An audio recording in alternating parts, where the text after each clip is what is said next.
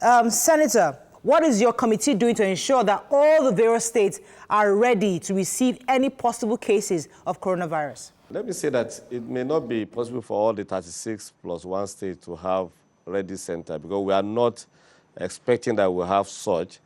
The plan, which based on discussion between the National Assembly and the executive, that's the Federal Ministry of Affairs, is for us to have center. We had centers in 3 locations, Lagos, Abuja, and Kano, because those places were identified as the most probable high-risk areas where we could have cases. And as you could see, the first case came in through Lagos, of course, went to Ogun State, and it has to be moved to Lagos. There is a designated center in Abuja at the University of Abuja, and there's one in Kano, in Aminu Kano Teaching Hospital. We have a few people say that, yes, they're giving positive feedback on what the airports are doing, but we're wondering why we're not putting like is there a ban on some of the flights coming from these high-risk countries? You would think people coming in from places like Italy or China or places that they already have these cases. Why are we letting them in? I think there's an international release, and Nigeria is part of that international commitment. WHO has assessed the situation. And of course, it has 2 effects. As we are looking at the health effect, we have to look at the economic effect of taking certain actions. And already our economy is fragile.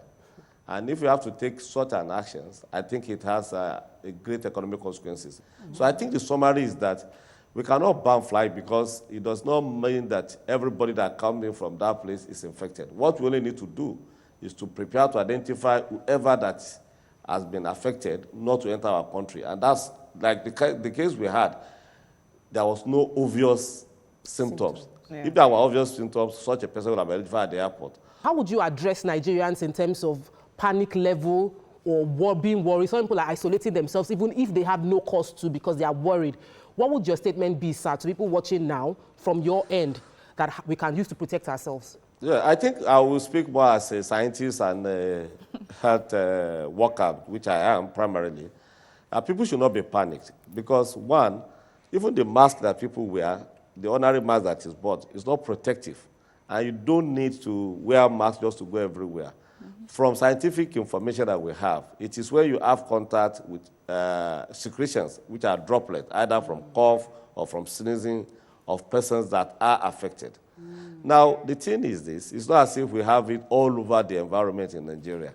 So I would say people should not just wear masks all over the places. The thing is basically you maintain basic hygiene of washing your hand as frequent as you touch anything, and avoid using your hand to touch your mouth, to touch your nose or your eyes without washing it. People are worried that Nigeria is yet to evacuate Nigerians living in Wuhan, in China. Initially, there were calls for even evacuation, but till now, other countries have evacuated their citizens, but Nigeria is yet to do so. Do you know if there are any plans to get rid of them, bring back our citizens? The last thing I heard about it from the briefings we had, I think about 3 weeks ago, was that Nigerians are in good condition. The ambassador from China to Nigeria have said that there's no any problem with Nigerians living in Wuhan, and that is still what I have. The Minister of State for Health was on one program this morning in another station, and also NCDC and Federal Ministry of Health has made a release. Nigerians don't need to go into panic mode of buying masks or sanitizers. As I said, we are not in a situation like what you see in China.